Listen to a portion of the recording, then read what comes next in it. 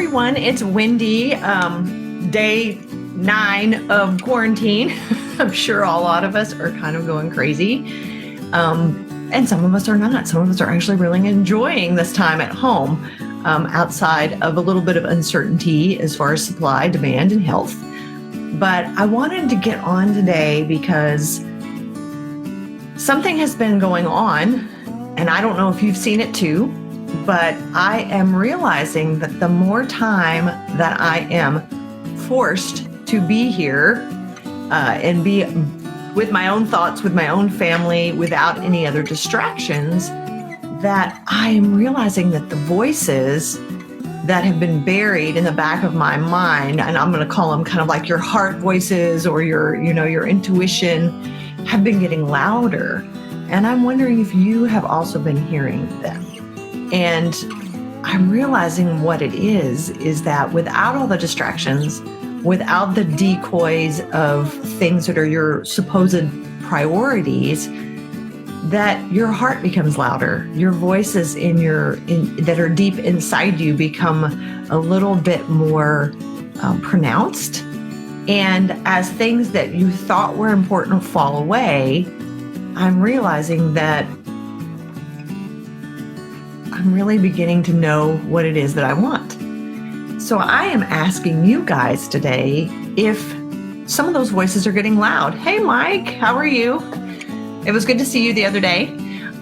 What voices are getting loud in your head? I mean, once we've gotten out of this idea of I have to do this, I have to go to work, I have to work 40 hours a week, I have to do all these things that are supposedly giving you that sure thing, that success, that money that you expect and you want. Hi, Sarah. Now that those are out of the way, what voices are you hearing? What is your heart telling you? It could be that you're still staying in the same business that you're in, but you're thinking of creative and sane ways of making money or connecting in a more powerful way to what you want to do and how you want to serve. Hey, Barry, how are you? So think about that. What voices are getting really quiet and what voices are getting really loud? Now, I hear voices all the time. I'm not schizophrenic, but I do have lots of things going on. I have one side telling me what I should do, one side what my logical brain's telling me, and the other is my creative brain going, woohoo, have fun. But I am wondering, with all this alone time and the stripping away of our supposed priorities, what voices are coming to the surface? And I am willing to bet the voices that are coming to surfaces are voices that you either haven't heard for a long time, or you've been pushing away and pushing down, pushing aside, because practicality and logic and rationalization has kept them away from the forefront. I am super excited for myself because I realize that when it's quiet like this is when my people come out. Not just for me, but the people that I serve. The people are saying, it's never been done before, and I kind of want to try it. I know it's insane, but I know in my heart that it's going to work. So that's what I'm interested in. It could be in your work. It could be in your life. Maybe in your life you've kind of had this thing on your heart that's saying, I've always wanted to move to the ocean, and I've always had all these excuses not to. So the other thing that has come up for me is this idea of a sure thing. I talk to a lot of clients and sometimes potential clients that are afraid to leave their job or afraid to change careers or just change and transition out of their current state because where they are is a sure thing. And I'm beginning to see, and I hope other people are beginning to see, that there is no such thing as a sure thing except for one. And it is, if you do what you love, you will be happy. And that happiness will lead to your health, and it'll lead to money, it'll lead to success. So all these ideas, which I call kind of post-industrial revolution things of a corporation will take care of me. I'm going to stay with this business forever and get a pension. Those types of sure things don't exist anymore. I have friends that have worked years with companies that just got laid off at the drop of a hat. And it's interesting because my friends who still own their own businesses, even though it's rough, they're still kind of the captain of their own ship. They still feel in control. They still feel like there's power. Hi, Audrey. So think about these things in the terms of what we've been telling ourselves are sure things. The sure things are when you do what you love, that makes you happy. And when you're doing what makes you happy, that connects the magnetic energy around you, and it draws in money, it draws in abundance, it draws in other people who are the same mind. So it makes sense that when you are surrounded by people, say in corporate, that are of the same mind, that they have to, this is the sure thing, this is the only way to live, why you might be stuck there. So I get really excited though, because this is where the creativity comes out. This is where your creativity and your heart join together, and it helps you see a path that you might have never seen before. So for me, I've been on the right path for about 6 months. So this is just exciting to me, and I'm just champing at the bit to do more exciting things that I love, which is working with teams, working with creatives, working with people that need to break out of this woulda, coulda, shoulda shell. Hi, sissy. So these ideas that come to the surface when we're quiet. And I'm wondering if, a lot of the really great ideas that happened, hundreds of years ago were people who were able to sit in the still and be quiet without all the distractions. And I'm wondering what great, amazing ideas you guys are coming up with, because you're sitting here realizing, I don't really have a plan B. I've always counted on plan A, and all of a sudden plan A does not look so great. So I want to know what your plan Bs are. I would love for you guys to just tell me the craziest idea that's coming into your mind for your business, for your relationships, for your location, for your life in general. Like one of the things that you've always wanted to do. Mike says, I'm liking this T-shirt Tuesday. I know. Let's roll. You got a roller skate, everything. I'm running out of loungewear. So my family's seen me in all my loungewear. I need to get another set. But I'm realizing, though, even my kids seem to be more creative, and they're laughing and they're having a good time. So this is a blanket thing for everyone. The kids are being a little more open to what is a possibility, because, people are telling them you have to do these things. You have to go to college. You have to get a full-time job with a corporation. You have to do these things. And all of a sudden, their path looks a little murky. And in a way, sometimes when the path is murky, it just encourages us to sit down. Hi, Kim. Hi, Polly. It encourages us to sit down and say, okay, what do we really want? What kind of crazy, insane thing have I been putting off because this sure thing looked really good? And now that sure thing doesn't look so great.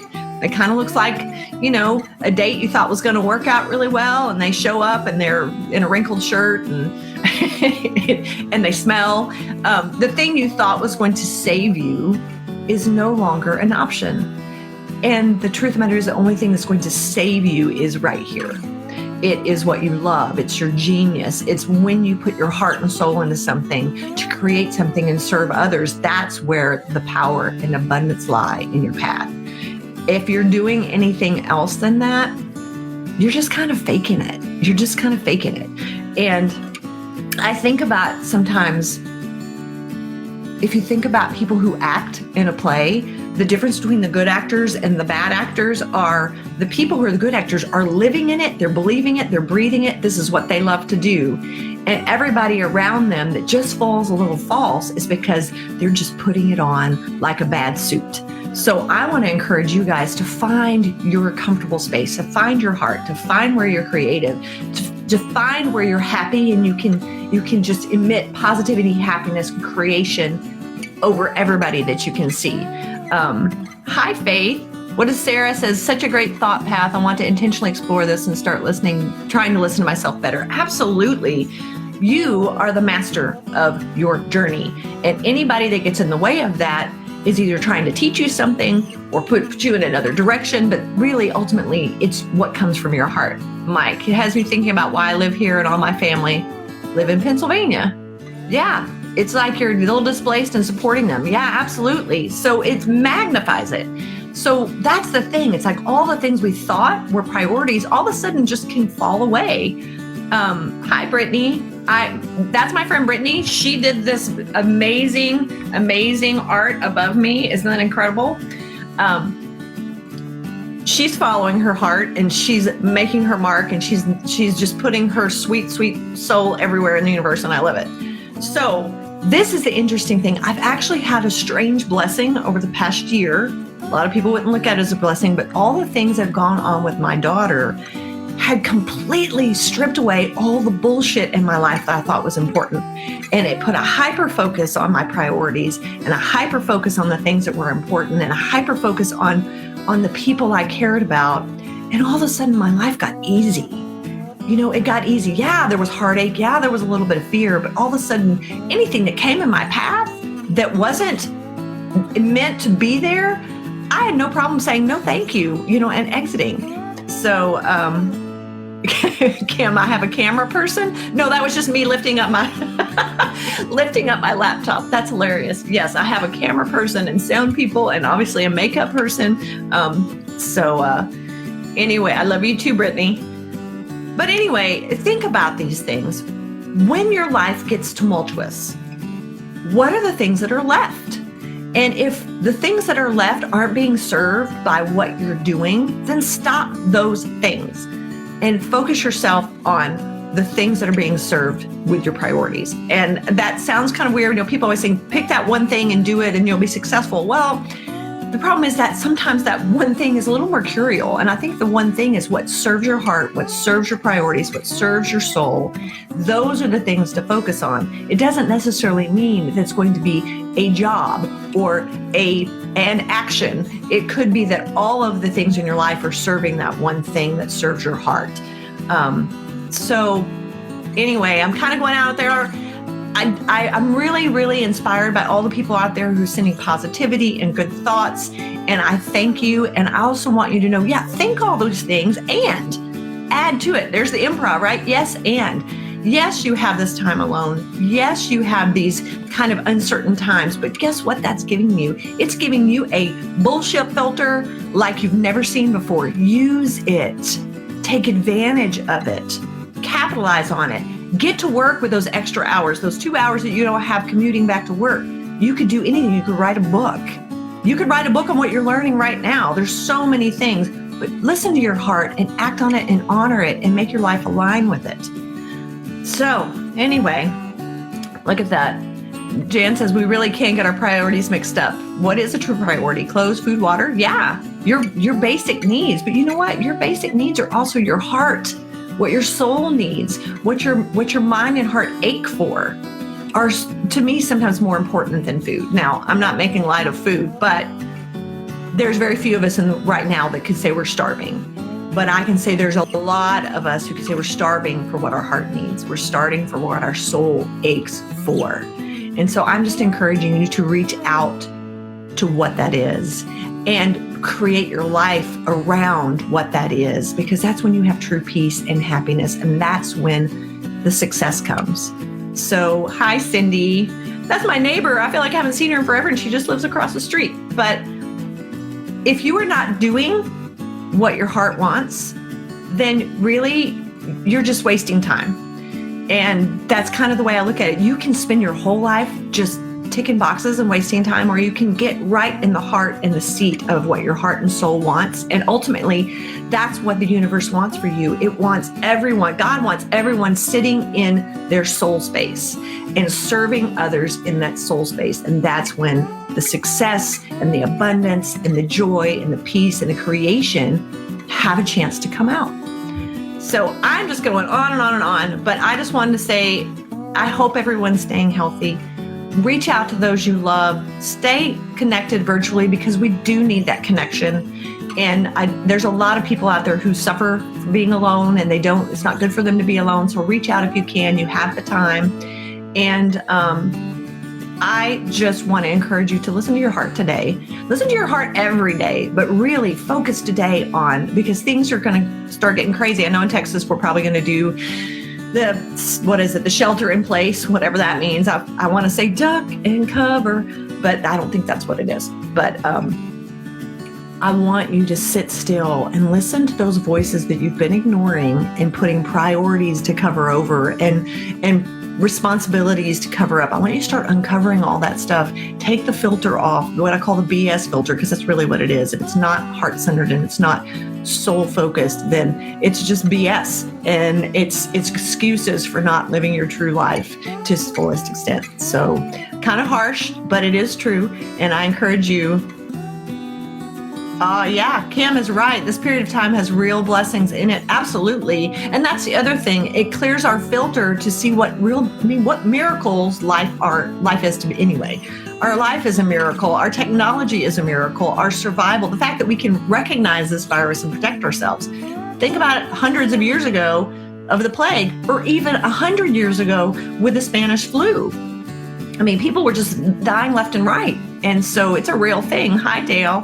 So anyway, I'm rambling now because people are being very sweet and reaching out and talking, but I want you to take front row captain's seat into what your heart and your soul wants today. And if it's all the things that you had in your life a week ago are not really involved, then take a really hard look at that life and reevaluate where to go next, because in a way you're going to get a clean slate. And the only sure thing is doing what you love and have that make you happy and successful. So hi, Peg. All right, that's it for me today. I hope everyone stays safe. I hope everyone gets toilet paper. And let's see, Louise Hay affirmation is breathing problems. It is my birthright to live life fully and freely. I am worth loving. I now choose to live life fully. Yes, amen. It is an affirmation. I am living life fully. And if we sit where we are today and say, I am living my life fully, then it's interesting how our lack kind of disappears, the anxiety disappears. Hi, Cindy. Oh, thank you. So stay in it. We are supported. I am supported. I am worthy of love. I am worthy of connection. I am worthy of success that my heart wants. So bless you. I will see you guys probably next week. I may get on again, depending on how lonely and stir crazy I get. But I hope y'all have a safe and healthy week. Thanks. Bye.